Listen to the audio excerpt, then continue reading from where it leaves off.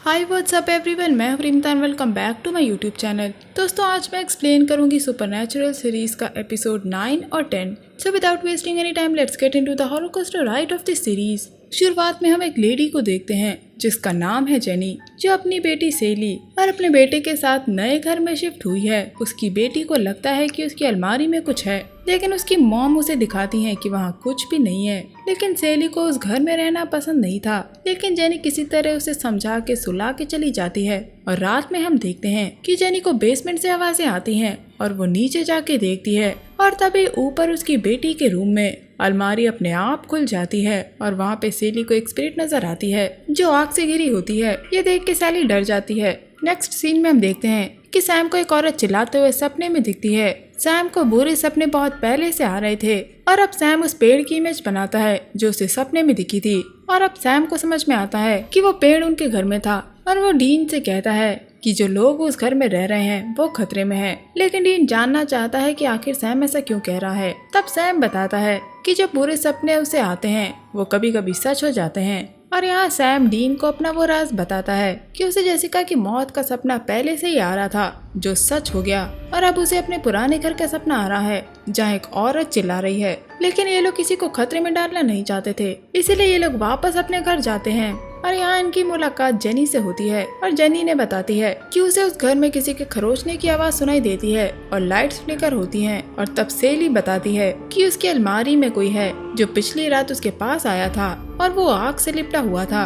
अब वहाँ से आने के बाद सैम डीन से पूछता है कि उसे उस रात के बारे में कुछ याद है जब उनकी माँ की मौत हुई थी। लेकिन डीन को बस इतना याद था कि उस रात आग लग गई थी और वो सैम को लेके भागा था। सैम जानना चाहता है कि क्या उसके डैड को पता है कि ऐसा क्यों हुआ, जिस पे डीन कहता है कि अगर उन्हें पता भी है तो उन्होंने ये बात किसी को नहीं बताई और अपने तक ही रखी। और अब इन्हें ये पता करना होगा कि क्या ये वही चीज है जिसने इनकी माँ को मारा था या फिर कुछ और। इसके बाद हम देखते हैं कि जेनी के घर एक प्लम्बर आता है जो सिंक को ठीक करने लगता है। तभी एक खिलौना अपने आप चलने लगता है और जैसे ही प्लम्बर सिंक में हाथ डालता है उसका हाथ कट जाता है। इधर सैम और डीन उस गैराज में जाते हैं जो गैराज उनके डैड एक आदमी के साथ मिलकर चलाया करते थे। और अब ये लोग उस आदमी से उस रात के हादसे के बारे में पूछते हैं। जब वो आदमी बताता है कि वो बस एक हादसा था, जिसके बाद जॉन पाम रीडर के पास गया। अब ये दोनों उस टाउन के साइकिक्स के बारे में पता लगाते हैं जब इन्हें एक नाम मिलता है जो कि था मिजोरी, और इस नाम का जिक्र इनकी डैड की डायरी में भी था। इसीलिए ये लोग मिजोरी से मिलने जाते हैं। मिजोरी से मिलने पे इन्हें पता लगता है कि मैरी के मरने के बाद जॉन मिजोरी के पास आए थे और अपने घर को चेक कराने के लिए उसे ले गए थे। लेकिन मिजोरी को पता नहीं लगा कि वो चीज क्या थी जिसने इनकी माँ को मारा। लेकिन मिजोरी बताती है कि वो जो भी था वो ईविल था। अब ये लोग जेनी के घर मिजोरी को लेकर जाते हैं। जब मिजोरी इस रूम में जाती है जहाँ सैम का पालना रखा रहता था, और यहाँ में पता लगता है कि वो रूम निगेटिव एनर्जी का सेंटर है। लेकिन ये वो एनर्जी नहीं है जिसने इनकी माँ को मारा था, बल्कि वहाँ एक से ज्यादा स्पिरिट्स हैं। वो इसलिए क्योंकि डीन और सैम की फैमिली के पास रियल ईविल उस जगह आया था और अब वो घर पैरानॉर्मल एक्टिविटी के लिए एक मैग्नेट है। और अब जो ईविल वहाँ है वो जेनी की फैमिली को मारे बिना नहीं जाएगा। ये लोग जेनी को उसके बच्चों के साथ बाहर भेज देते हैं ताकि ये लोग घर को प्योर कर सकें। अब ये लोग घर की हर दीवार में पवित्र चीजों से बंधी एक पोटली हर दीवार में रख रहे होते हैं। जब वो ईविल इन पे हमला करने लगता है और हम देखते हैं कि वो सैम का गला घोटने लगता है, तभी वहाँ डीन आता है और वो उस पोटली को दीवार में डाल देता है और सब कुछ रुक जाता है। ये लोग वापस जा रहे होते हैं, लेकिन सैम को नहीं लगता कि सब कुछ खत्म हो चुका है। इसीलिए उस रात ये लोग वहीं कार में बैठ के उस घर पे निगरानी रखते हैं। जब हम देखते हैं कि जेनी का बेड जोर जोर से हिलना शुरू हो जाता है और सैम को जेनी चिल्लाती नजर आती है जैसा कि सैम ने अपने सपने में देखा था।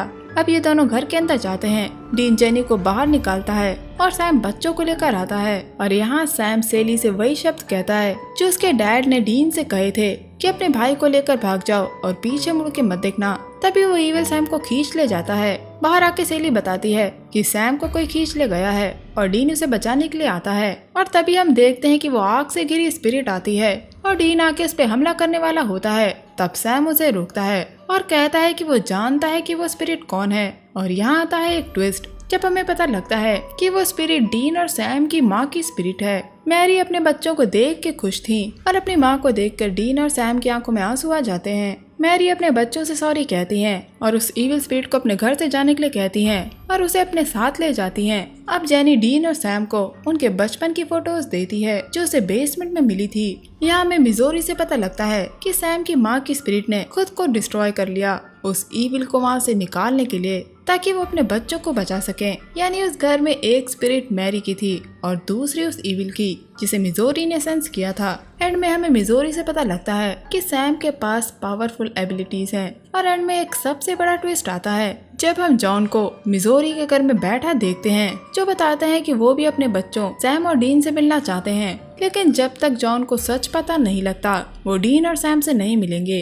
अब हम एक असाइलम को देखते हैं जो कि हॉन्टेड असाइलम है जहाँ पेशेंट्स के घोस्ट भटकते हैं। अब यहाँ 2 पुलिस वाले उन बच्चों को ढूंढने आते हैं जो वहाँ फंस गए थे। उनमें से एक पुलिस ऑफिसर को बच्चे मिल जाते हैं, लेकिन जब दूसरा वाला अंदर जाता है तो उसे कुछ दिखता है और वो पोसेस्ड हो जाता है और घर जाके उसी रात अपनी वाइफ को जान से मार देता है। अगले सीन में डीन को एक अननोन नंबर से मैसेज आता है जो कि इनके डैड ने भेजा था, जिसमें एक कोड था जो रॉकफोर्ड का था। और न्यूज़पेपर आर्टिकल से डीन को उस पुलिस वाले के बारे में पता चलता है जिसका नाम था वॉल्टर रोजवेल्ट असाइलम में गया था। और इसी असाइलम के एक आर्टिकल को डीन और सैम के डैड ने अपनी डायरी में रखा था। इस आर्टिकल से पता लगता है कि वहाँ पहले भी कुछ टीनेजर्स मरे थे। अब डीन और सैम वॉल्टर के साथी से मिलने जाते हैं जब इन्हें पता लगता है कि वॉल्टर और उसकी वाइफ के बीच में लड़ाई हो गई थी। अब डीन और सैम रोजवेल्ट असाइलम के साउथ विंग में पहुँचते हैं जहाँ 3 बच्चे साउथ विंग के अंदर गए थे और सिर्फ एक ही बचा था जिसने बताया कि उसका दोस्त साउथ विंग में जाने के बाद पागल हो गया। अब ये दोनों साउथ विंग के अंदर जाते हैं और सैम को लगता है कि ये केस एमिटिविल या समर हॉन्टिंग के केस की तरह है। यहाँ डायरेक्टर ने 2 फेमस हॉन्टिंग केसेस को इंक्लूड करने की कोशिश की है और यहाँ डीन और सैम को स्टैनफोर्ड एलिकॉट के बारे में पता लगता है क्योंकि इन्हें इस नाम की एक नेम प्लेट मिलती है। अब सैम डॉक्टर एलिकॉट के बेटे से मिलने जाता है और वो भी एक साइकियाट्रिस्ट है। और यहाँ सैम को उसके बेटे से पता लगता है कि रोजवेल्ट असाइलम में पेशेंट्स ने रॉयट्स किए थे, जिसके बाद कई पेशेंट्स मर गए थे और कुछ की डेड बॉडी कभी नहीं मिली। यानी उस असाइलम में अभी भी कुछ डेड बॉडीज पड़ी हैं जो कि अभी तक रिकवर नहीं हुई हैं और शायद इसीलिए वो असाइलम हॉन्टेड है। अब उसी असाइलम में हम गेविन और उसकी गर्लफ्रेंड कैथरीन को आता देखते हैं। गेविन उसे लेकर आया था और वो उसे वहीं रुकने के लिए कहता है और खुद अंदर जाता है। जब उसके पीछे वो अपनी गर्लफ्रेंड को देखता है जो उसे किस करती है, तभी गेविन को अपनी गर्लफ्रेंड की आवाज सुनाई पड़ती है और जो उसे किस कर रही थी वो एक स्पिरिट थी। और सीन यहाँ ब्लैक आउट हो जाता है। अब वहाँ डीन और सैम आते हैं जहाँ उन्हें कैथरीन मिलती है जो बताती है कि गेविन वहीं है और उसने उसकी चीख सुनी थी। अब ये लोग गेविन को ढूंढते हैं जब एक स्पिरिट सैम की तरफ बढ़ती है और डीन उस पे गोली चला देता है। इसके बाद इन्हें गेविन मिलता है जो बताता है कि उसे एक लड़की की स्पिरिट दिखी थी जो उसके कान में कुछ फुसफुसा के कह रही थी, लेकिन गेविन इतना डर गया था कि वो वहाँ से भाग गया। इधर डीन के साथ कैथरीन होती है जब उसका हाथ कोई पकड़ता है और उसे रूम में खींच लिया जाता है, जिसके बाद दरवाजा बंद हो जाता है। अब सैम और गेविन वहाँ आते हैं। जब सैम कैथरीन से कहता है कि वो उस स्पिरिट को फेस करे, वो उसे कुछ बताना चाहती है और कैथरीन उस स्पिरिट की तरफ देखती है और कुछ पल बाद दरवाजा खुल जाता है। उस स्पिरिट ने कैथरीन को 137 नंबर बताया था जो कि रूम नंबर था और अब डीन उस रूम की तरफ जाता है और सैम गेविन और कैथरीन को बाहर छोड़ने के लिए जाता है, लेकिन यहाँ से कोई भी नहीं निकल सकता था क्योंकि दरवाजे बंद थे। तब सैम को डीन का कॉल आता है जो कहता है कि उसे कुछ मिला है और वो बेसमेंट में है और सैम बेसमेंट की तरफ चला जाता है जब एक स्पिरिट उस पर अपना असर डालने लगती है। इधर जब डीन रूम नंबर 137 से वापस आता है तो कैथरीन उसे बताती है कि सैम उसे ढूंढने गया है क्योंकि सैम को डीन का कॉल आया था, लेकिन डीन ने कोई भी कॉल नहीं किया था। अब डीन कैथरीन लोगों को वहीं छोड़ के खुद बेसमेंट में जाता है और सैम को ढूंढता है और उसे सामने सैम खड़ा मिलता है। यहाँ हमें पता लगता है कि डॉक्टर एलिकॉट ने अपने पेशेंट पे खतरनाक एक्सपेरिमेंट किए थे जिसकी वजह से पेशेंट ने उनके खिलाफ दंगे किए थे और अब वो मरे हुए पेशेंट लोगों के साथ वही कर रहे हैं जो उनके साथ हुआ था।